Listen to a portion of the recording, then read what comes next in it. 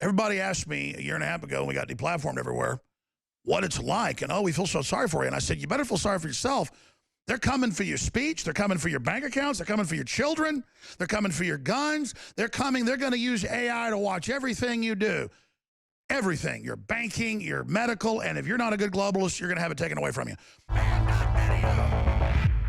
Hillary Clinton has come out and said that she's being drafted to run for president, that she's being pressured by the people, and that it's her job to retire President Trump. Next segment, I'm going to play those clips.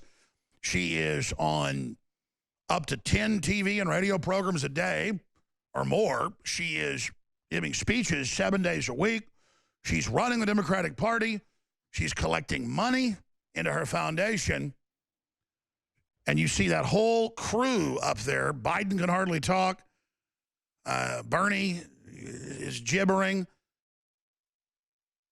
They're all a big joke, except for Tulsi Gabbard's, and they're not going to let her get anywhere near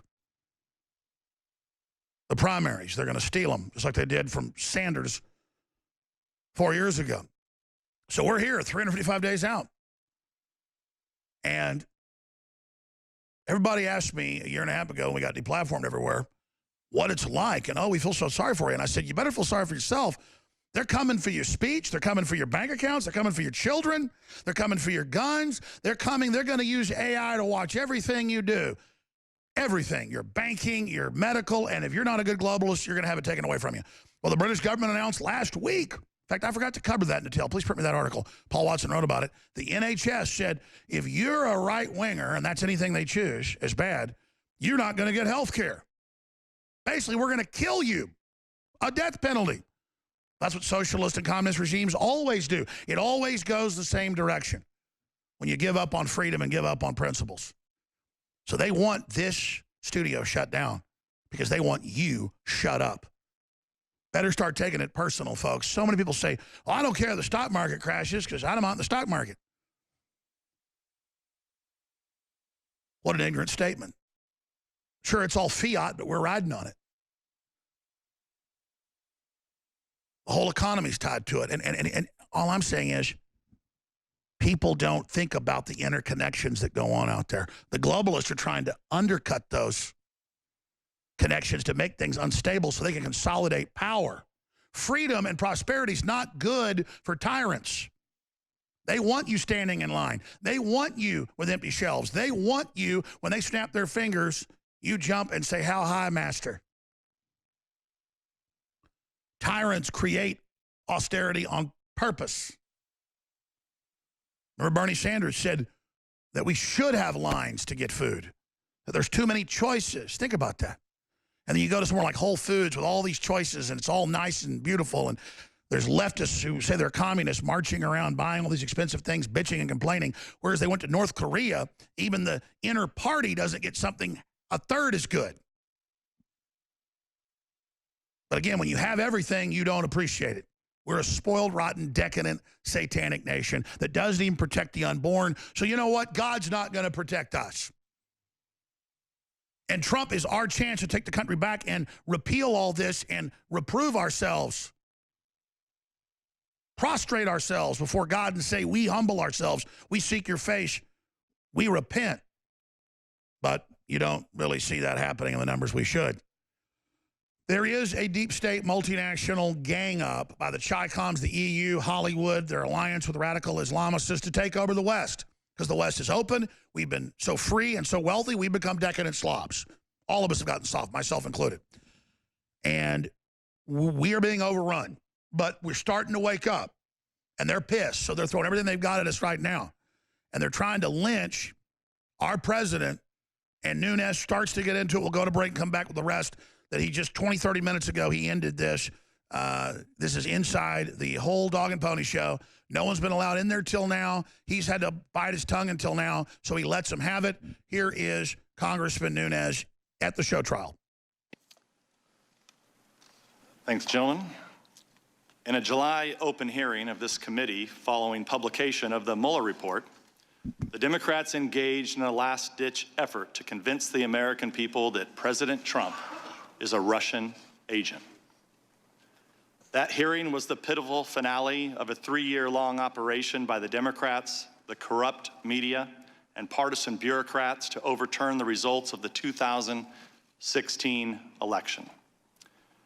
After the spectacular implosion of their Russia hoax on July 24th, in which they spent years denouncing any Republican who ever shook hands with a Russian, on July 25th, they turned on a dime and now claim the real malfeasance is Republicans' dealings with Ukraine. In the blink of an eye, we're asked to simply forget about Democrats on this committee, falsely claiming they had more than circumstantial evidence of collusion between President Trump and Russians.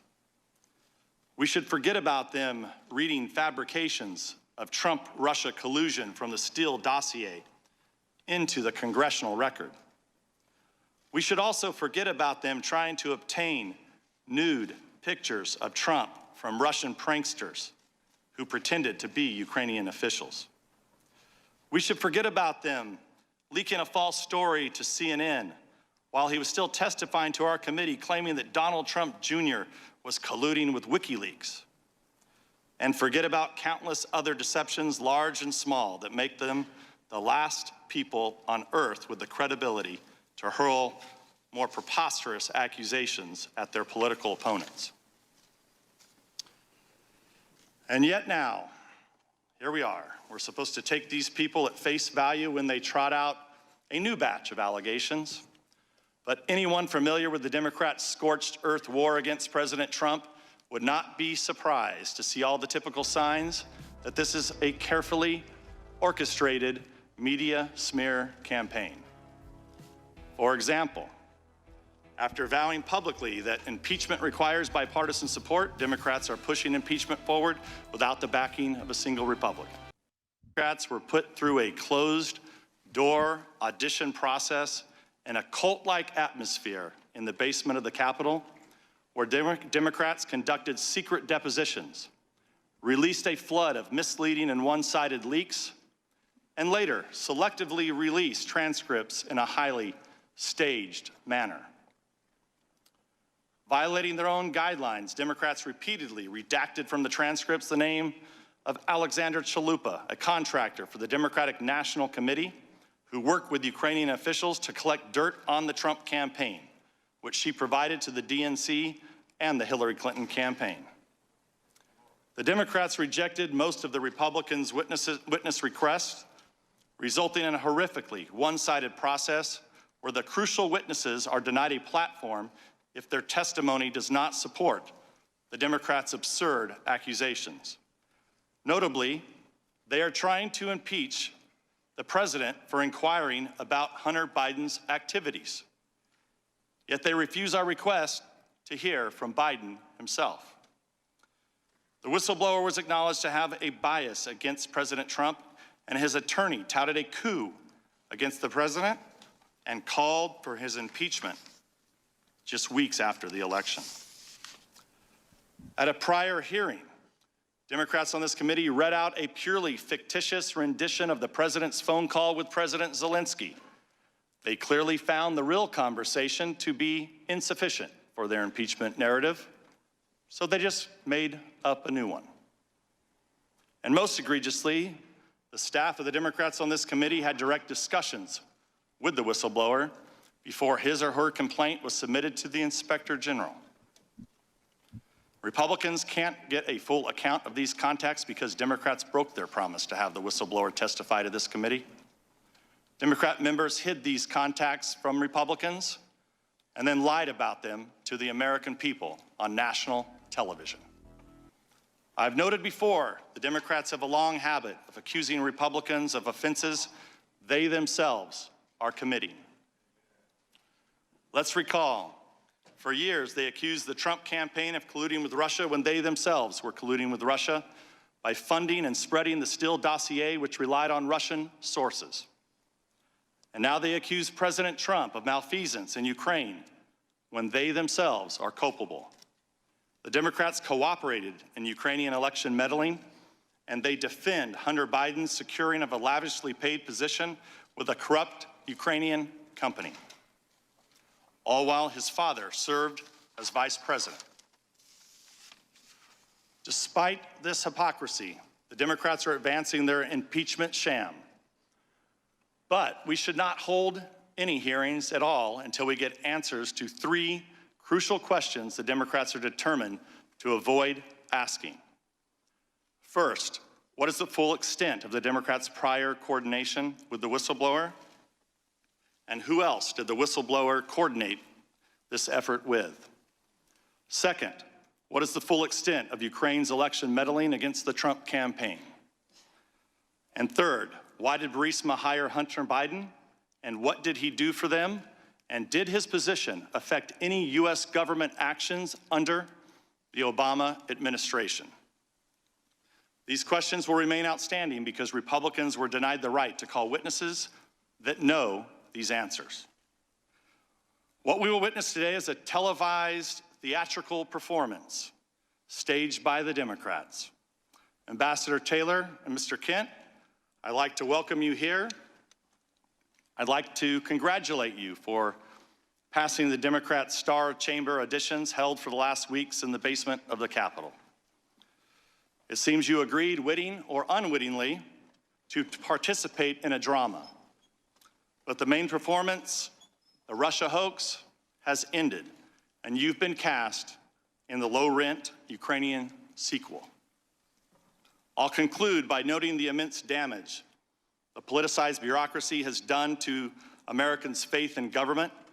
Though executive branch employees are charged with implementing the policies set by our president, who is elected and responsible to the American people, elements of the civil service have decided that they, not the president, are really in charge. Thus, as we'll learn in these hearings, after expressing skepticism of foreign aid and concern about foreign corruption on the campaign trail, President Trump outraged the bureaucracy by acting skeptically about foreign aid and expressing concerns about foreign corruption. Officials' alarm at the president's actions was typically based on second-hand, third-hand, and even fourth-hand rumors and innuendo. They believed it was an outrage for the president to fire an ambassador, even though the president has full authority to retain or remove diplomats for any reason at any time.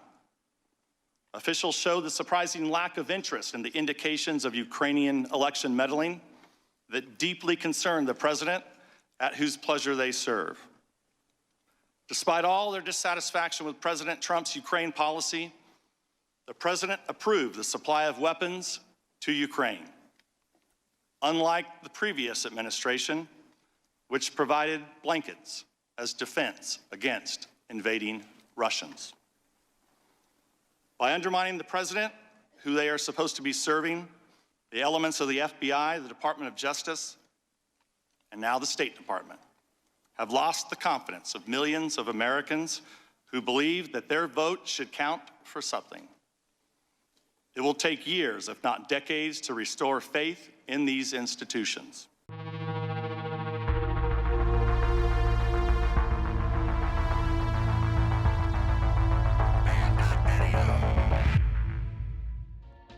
Now it's easier than ever to have band.video on your iPhone. Simply go to band.video with your Safari browser. Then you click the share button at the bottom of the screen.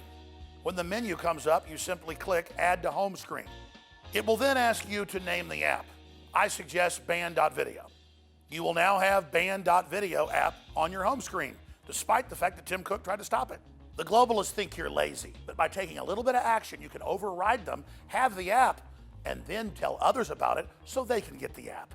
So it's up to you whether you want to defy big tech and click the share buttons below on your email, on Facebook, on Twitter, on YouTube, however you want. Be sure and share band.video.